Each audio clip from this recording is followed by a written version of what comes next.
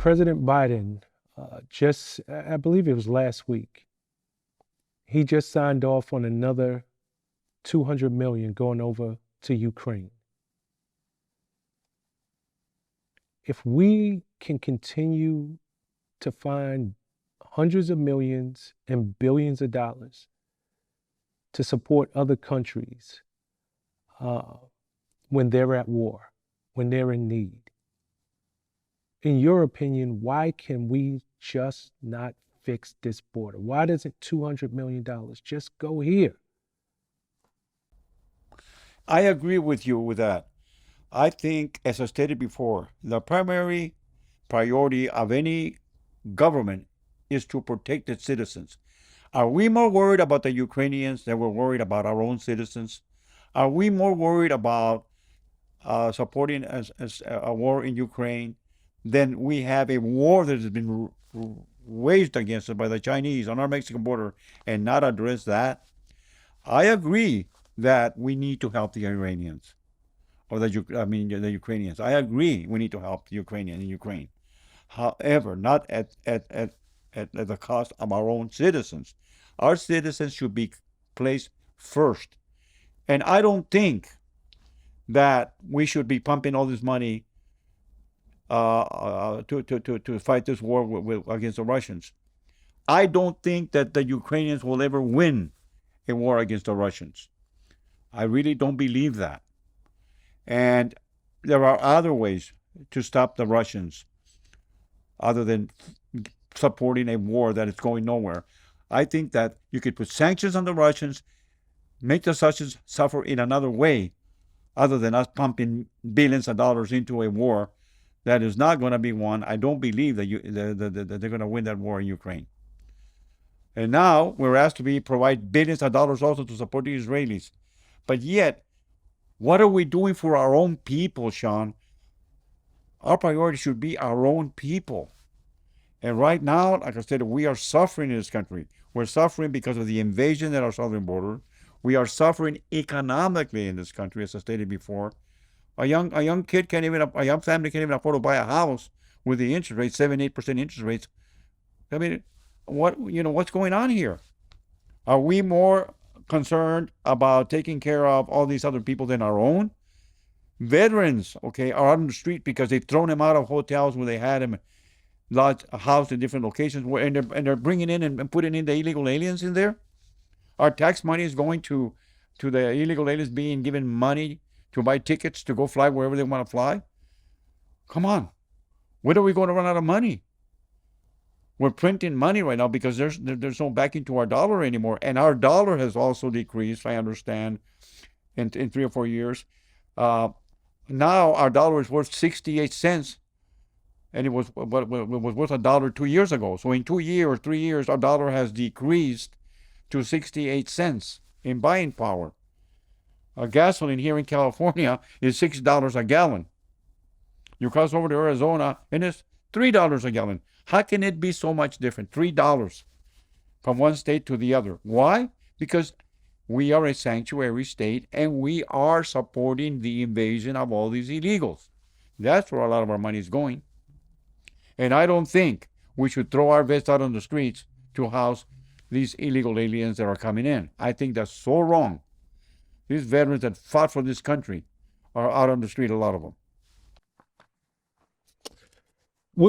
If you don't mind me asking, where were you born? I was born in the United States. You were born in the United States. Are you looked at as a sellout? Are you looked at as a traitor to Mexican people for speaking out? Because you clearly love the Mexican side of yourself. I understand you were born here in the United States, but you're very outspoken about what's going on over there. How do you think other Mexican Americans view you? You know, I obviously don't care about how people view me, but I'll tell you, some people view me as a hero because of the things that I've been involved in, the things that I've done, like kidnapping criminals myself. and I'm viewed as a hero by some people, but yet I am viewed as a traitor by other people. It all depends who you talk to. I'm a hero to some people, then I'm a goat and a traitor to other people. My government doesn't like me because I've exposed the corruption in our government. So, do you think I'm liked by the DEA right now? I'm not. No, you're not. Okay. Do you think I'm liked by the Mexican government? Of course I'm not. But do the people, the citizens of Mexico, I'm a hero to them because I'm outspoken and I'm exposing their suffering. Okay. So it all depends who you talk to. So I've decided myself, I'm not going to care what people think of me. I'm going to continue with my morality, what I think is right, and doing the things that I was taught by my family and my Christian, my religious, basically upbringing. I'm going to stick with that. And if I die tomorrow, Sean, oh well, I've lived a good life and I fought a good fight. If you die tomorrow, what do you want your legacy to be? How do you want to be remembered?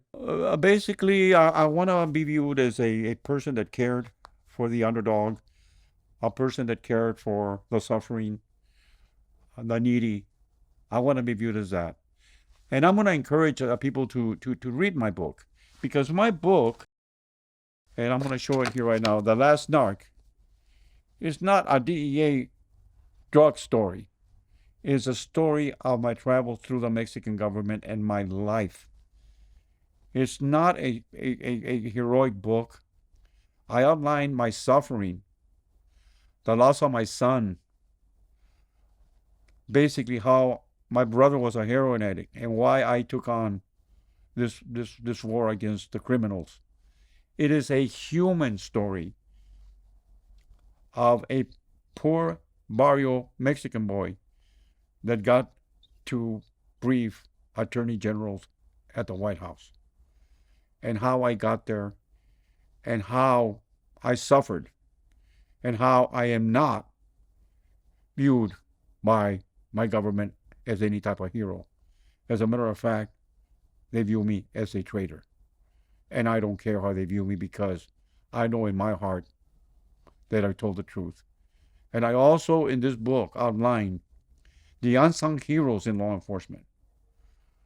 The border patrolmen that are out there right now being disrespected, that are not being admitted, from doing their jobs, being prohibited by doing their jobs. Our soldiers that are fighting these wars, those are my heroes, not the generals that don't fight. The guys that are coming back without, either in caskets or are coming back without legs and arms. Those are my heroes. Not the bosses, not the generals, not the deputy and administrators.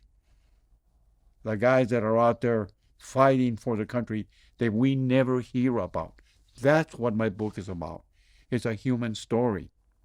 And as I get older, I see some of my colleagues with the DEA that were like me, that were really waging a fight, that they've died, and I'm speaking for them.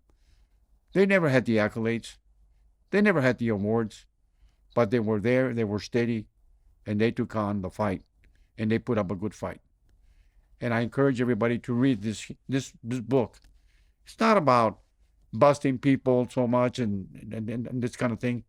It's the suffering that I went through, the bad moments when I lost my son, that I was never around because I was always TDY'd in either Colombia or Mexico or somewhere. I wasn't there for my son, and I don't have him anymore. Okay, this is what this book is about. So I encourage people to go out and read this book. It's a human life story book. That's what it is.